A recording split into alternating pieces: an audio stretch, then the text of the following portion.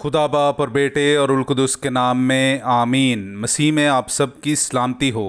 बहार कॉलोनी कोटलाखपत लाहौर से मैं एंड्रू इसाक आज की अंजीली तलावत पर गौर व गौस के साथ हाजिर खिदमत हूँ। मेरे अजीज़ों, आज की अंजीली तलावत मुक़द्दस मत्ती की अंजील के 14वें बाब की पहली आयत से 12वीं आयत तक से ली गई है। इसमें हमने मुक़द्दस यूहन्ना इस्तबागी की शहादत का ज़िक्र सुना। मेरे अजीज़ों, मुक़द्दस यूहन्ना की शहादत का वाक़या इंतहाई मशहूर वाक़या है और हर मसीही नौजवान, बच्चे, बूढ़े, हर मर्द व ज़न को ये बखूबी पता है। मुक़द्दस यूहन्ना इस्तबागी नए अहदनामे का वाहिद नबी है और पुराने अहदनामे में मलाकी नबी के बाद 400 साल तक नबूवत का सिलसिला रुका रहा, जो मुक़द्दस यूहन्ना इस्तबागी पर दोबारा शुरू हुआ और इन्हीं पर हमेशा हमेशा के लिए ख़त्म हो गया।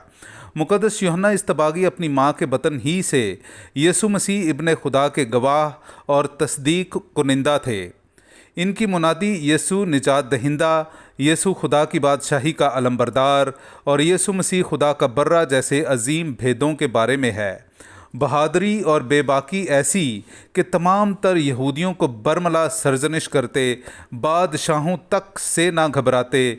इसी बेबाकी में शहनशाह वक्त रईस रुबा हेरोदीस की सरजनिश कर दी कि उसको अपने भाई फैलबूस की बीवी रखना रवा नहीं, और इस सरजनिश के नतीजे में उस औरत की नफ़रत और दुश्मनी पाई और यूं उस औरत ने हेरोदीस के शहनशाही हुक्म से मुक़द्दस यूहन्ना इस्तबागी को कैद खाने में डलवा दिया।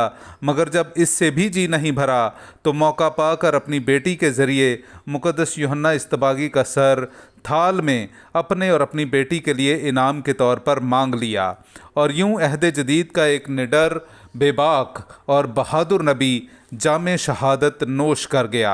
मगर अपनी ज़िंदगी भर हक बात कहने से ना डरा, खुदा की बादशाही की तैयारी और खुदा की राह को सीधा बना गया और पूरी दुनिया को खुदा के बर्रे यानी खुदावंद हमारे खुदा यीशु मसीह को निजात दहिंदा के तौर पर मुतारिफ़ करवा गया। मेरे अजीज़ों, अगर यूहन्ना इस्तबागी अहद जदीद का सबसे बड़ा नबी था तो हम देखते हैं कि हेरोदीस बादशाह नए अहद में सबसे बड़ा बादशाह था।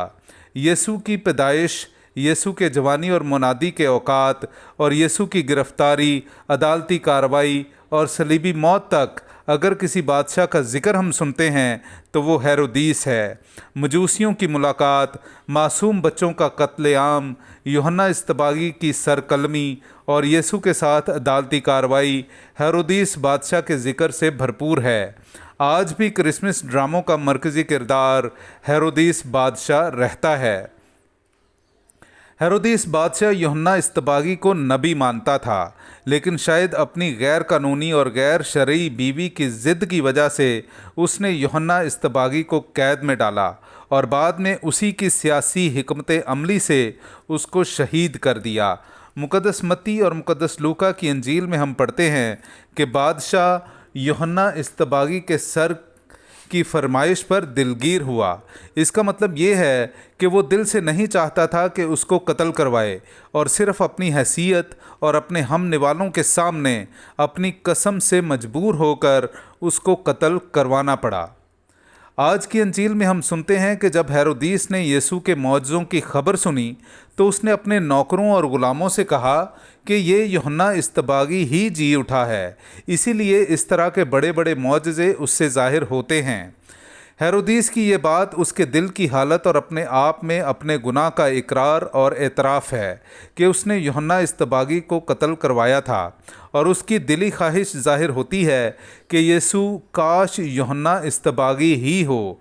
ख्वाहिश इतनी शदीद है कि वो यीशु को देखना चाहता है और तस्दीक करना चाहता है कि ये मौजज़ात करने वाला शख्स यूहन्ना इस्तबागी ही है। हेरोदीस बादशाह की ये ख्वाहिश पेंतुस पिलातुस मुक़द्दस लूका की अंजील के मुताबिक पूरी करता है और यीशु को हेरोदीस के पास भेजता है, और हेरोदीस की ये ख्वाहिश होती है कि वो ख़ुद यीशु का कोई मौजज़ा अपनी आँखों से देखे और यूँ ईमान लाए कि यही यूहन्ना इस्तबागी है और उसे ज़िंदा देखकर अपने अंदर गुनाह अजीम के बोझ को हल्का करे। लेकिन खुदा की मर्ज़ी ये ना थी और हेरोदीस बादशाह अपने गुनाह और अपने गुनाह के एहसास के बोझ तले ही रहा। उसको ना तो उसके गुनाह की मुआफ़ी मिलनी थी और ना ही मिली। میرے عزیزو، آج کی انجیلی تلاوت ہمیں 2 پیغامات دیتی ہے۔ پہلا یہ کہ ہمیں مقدس یوحنا اصطباغی کی طرح نڈر، دلیر اور بہادر ہونا ہے اور خدا کے احکام اور خدا کے کلام کے لیے اپنی جان کا نذرانہ تک دینے سے دریغ نہیں کرنا ہے، تب ہی ہم 100 گنا پھل لا سکیں گے۔ آج کا دوسرا پیغام ہم ہیرودیس بادشاہ کی زندگی سے لے سکتے ہیں کہ ہمیں اس کی طرح خدا کے کلام اور احکام سے انحراف نہیں کرنا، کیونکہ گناہ کی مزدوری موت ہے۔ آئیے آج ہم ان دونوں پیغامات کی روشنی میں اپنی زندگیوں کی جانچ اور پڑتال کریں، اپنے گناہوں سے سچی توبہ اور اعتراف کریں، کیونکہ اب خدا کا برہ ہمارے لیے قربان ہوا ہے جو ہم سب کے گناہ اٹھا لے جاتا ہے۔ یہی یوحنا اصطباغی کا ہمارے لیے انجیلی خوشخبری سے بھرپور پیغام ہے۔ آئیے ہم اس پیغام کو دل سے قبول کریں تاکہ ہم زندگی پائیں، بلکہ کثرت کی زندگی پائیں۔ اسی مسیح ہمارے خداوند یسوع مسیح کے وسیلے سے آمین۔